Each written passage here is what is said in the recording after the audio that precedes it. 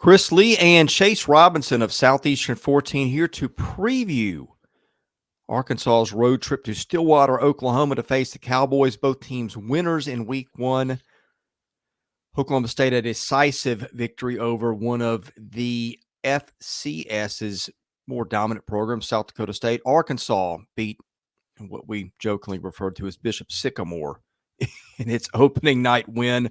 Arkansas goes 10 possessions, 10 touchdowns, and now they get a game for real in Oklahoma State, which looks to be a little better and a potential college football playoff contender. We'll break down the matchup in just a minute, but first, Chase Robinson, tell folks who sponsors our channel, please. BetOnline is the world's most trusted betting platform, and they bring you the content here on Southeastern 16, and they are your number one source for everything football. BetOnline has every stat, every matchup, and even live odds and spreads to bet on during the games. Think you know your stuff? You can get in on a $200,000 mega contest. Pick 5 games against the spread every week for your chance at weekly prizes and a share of $200,000. When the game's over, head on to the online casino. Get in on a game of blackjack or poker over the 150 slots games. So head over to their website today to get in on the action. Bet online. The game starts here. All right, Chase, let's talk about Arkansas's offense. I think the return of Bobby Petrino as offensive coordinator was everything anybody had hoped it would be. You had Taylor Green look fantastic, very athletic quarterback. I think he's going to give some teams some problems. I liked the Jaquindon Jackson, thought he looked terrific in that game. Now, look, Arkansas Pine Bluff is maybe the worst team I've ever seen play an SEC team. So let's put that out there. But you look at some athleticism. I like what they saw from Green and Jackson. Of course, we know about Bobby Petrino's ability to coach up an offense, at least when it's not got Jimbo Fisher's thumb on it. On the other hand, Oklahoma State returns 10 starters from last year. Feels like it is poised to have a pretty good year. How do we see this side of the matchup? Well, you know, even though they were playing Arkansas Pine Bluff, you can't take anything away from what we saw from the Arkansas offense. Because, I mean, Taylor Green was spectacular. You mentioned Jaquindon Jackson, the transfer coming in. He ran the ball really good. So there is talent there, you know, for Arkansas. Will that translate to a game like Oklahoma State, and will they get an SEC play in a few weeks?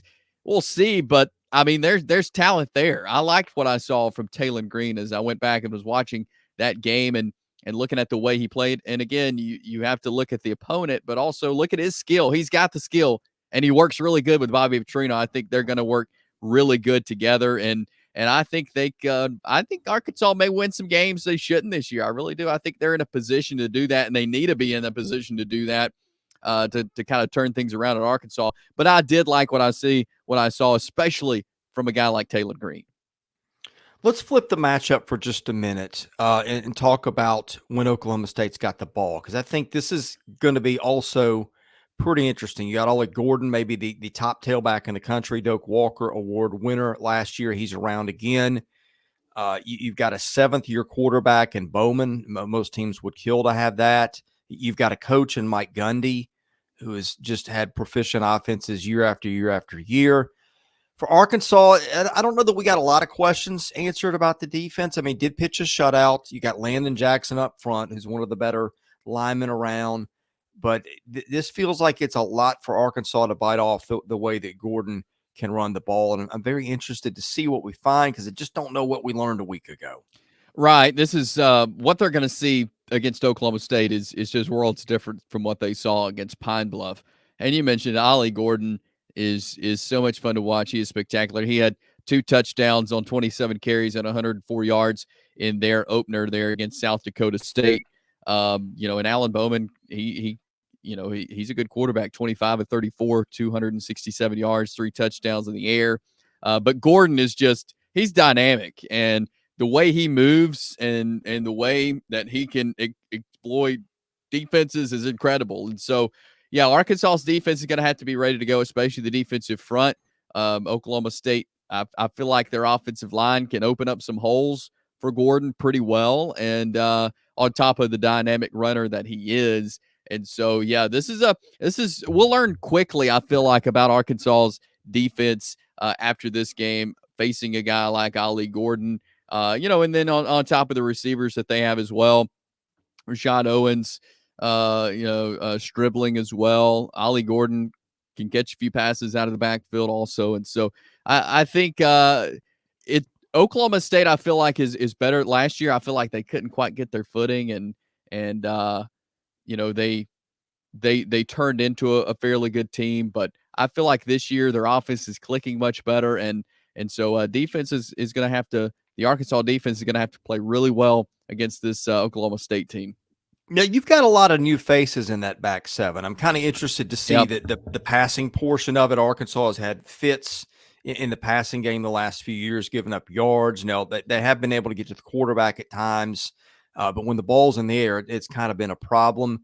You got a bunch of new guys across the board. Now, you do have Hudson Clark, who's been there a while. He's back. But, I mean, you got Marquise Robinson, the transfer from South Alabama.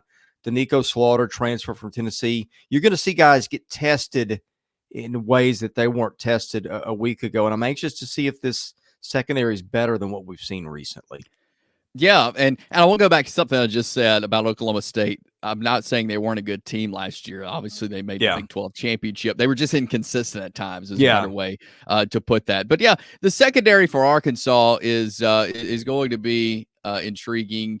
Who steps up? Who makes it happen? I think still there's just, and it's funny to say that there's questions on a team that just hung 70 up on somebody, but I feel like there's still a good bit of questions for me on Arkansas, especially on the defensive side of the ball.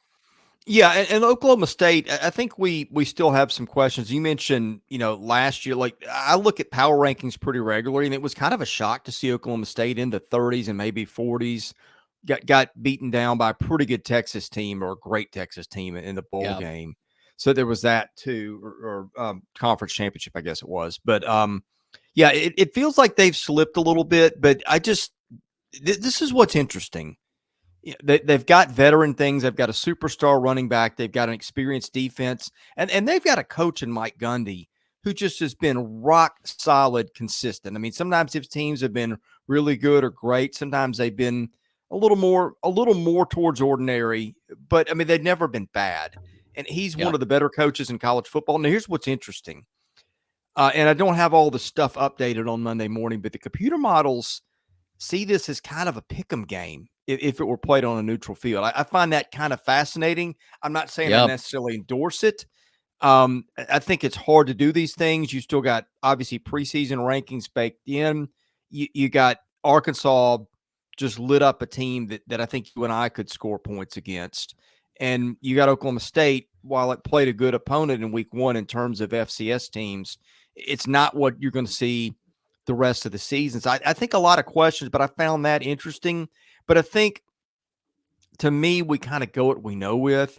I just think Mike Gundy has built up such a solid record, really good record. Solid is not doing it justice. A performance. He knows how to coach offense. I've just got – I need to see more from Arkansas before I go out there with an upset. But I just pointing out, on a neutral field, I'm seeing a lot of things that see this as kind of a pick'em game, although the odds makers have got this closer to 8.5, which is probably closer to where I would go. Right. So you're taking the Cowboys.